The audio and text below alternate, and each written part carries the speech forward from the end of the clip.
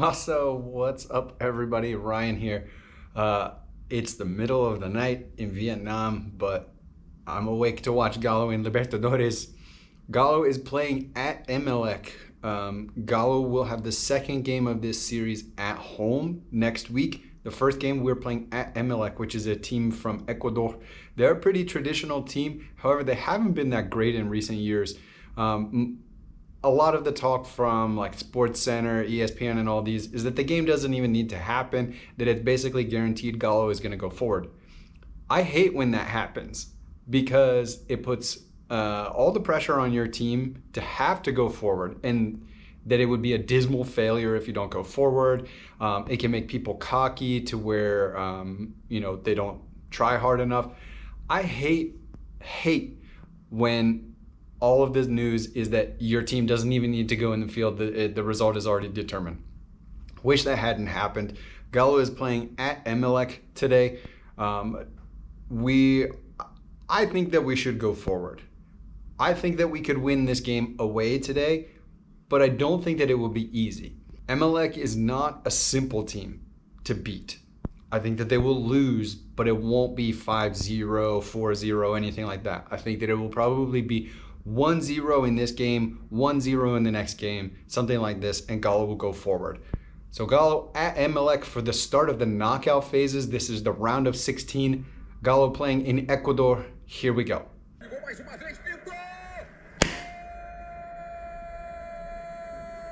What? I couldn't even see the ball because there's so much like confetti and streamers and stuff going into the field. Wow, Ademir. That was amazing. Ademir has really turned it around. He was missing a lot of ridiculous goals. He's in his best phase right now. He's scoring in almost every game. Wow, super early. Ademir puts us on the board at 15 minutes. Great goal from Ademir. Great collective passing. That was a team goal for sure. I couldn't see the ball because of all of the garbage that's on the field. The ball was blending in with it, but wow, amazing. Galo has never won a game in Ecuador ever. So today might be the first one. We're already in front, and our team is much superior to them right now. Galo 1-0. Pode ser, isso é pobreza, obviamente é uma pobreza de criação, mas isso pode ser sim perigoso em algum momento. Nossa, that guy kicked Guga in the head. How was that not a red card? I can't believe that one. Wow. O zagueiro, o atacante saltou, ele vai ver no VAR. Por aquela imagem parece que tem braço esquerdo do defensor do atleticano. Okay, I get that they're saying, I guess, Nathan Silva pushed the guy, but it wasn't decisive. It didn't change the play. So I don't get how this is a penalty. And I don't get how this is a penalty when the guy who kicked Guga in the head didn't get a red card. Like, what is the criteria today? This makes no sense whatsoever. No, a really good penalty. I kind of knew that Everson wasn't going to defend it. I just had a feeling.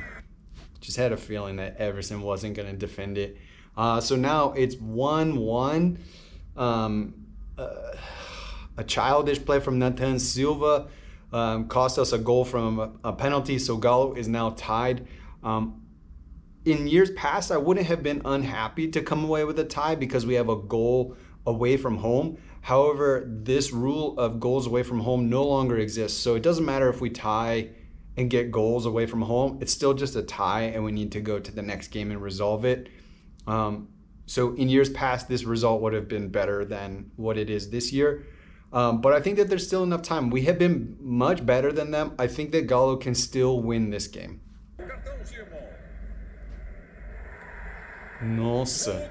So Alan gets a red card for this, which, okay, was childish. But a guy kicked Guga in the head. A guy kicked Guga in the head. And this wasn't a red card. But Alan gets a red card for this was childish. There was a penalty against Nathan Silva. Like, what is the criteria? Is the criteria for the referee do whatever helps Emelec? Because to me, it seems like that's the rule book for today.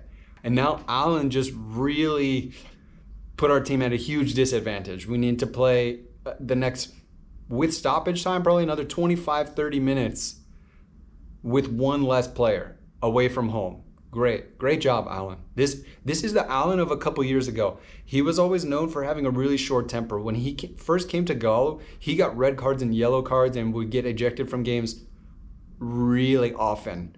And this was a big project with him over like the last year and a half, is to control his temper and to stay in the game. This is the old Alan, and I'm not happy to see that coming back. Yeah, that's got to be a penalty. That's got to be a penalty. 100% Hulk was going for the ball on a header. The guy tripped him. I mean, I don't think he meant to, but that's the rule. One call that is going in our favor today for the first time. Great. So Hulk, penalty with like 5 minutes left plus stoppage time. So Galo should be able to come away with a win.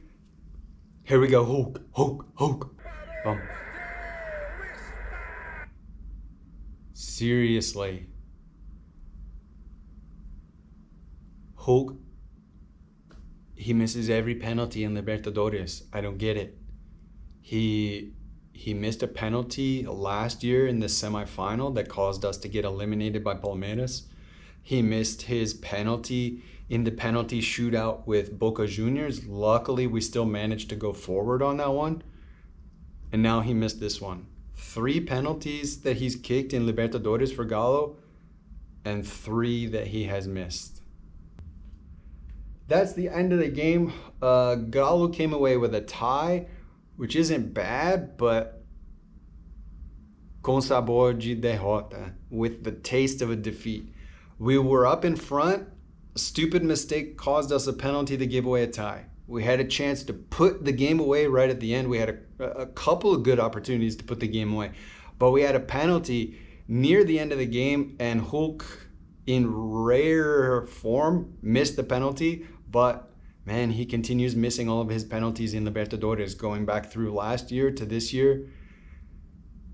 There's no explanation. I don't get it. I am at a loss for words on why Hulk always misses his penalties in Libertadores. So Galo has a tie with Emelec. The next game we will play at home. There's no away goals rule this year for Libertadores. So if the next game is a tie, doesn't matter the score. If the next game is a tie, it will go to penalties. There's no extra time.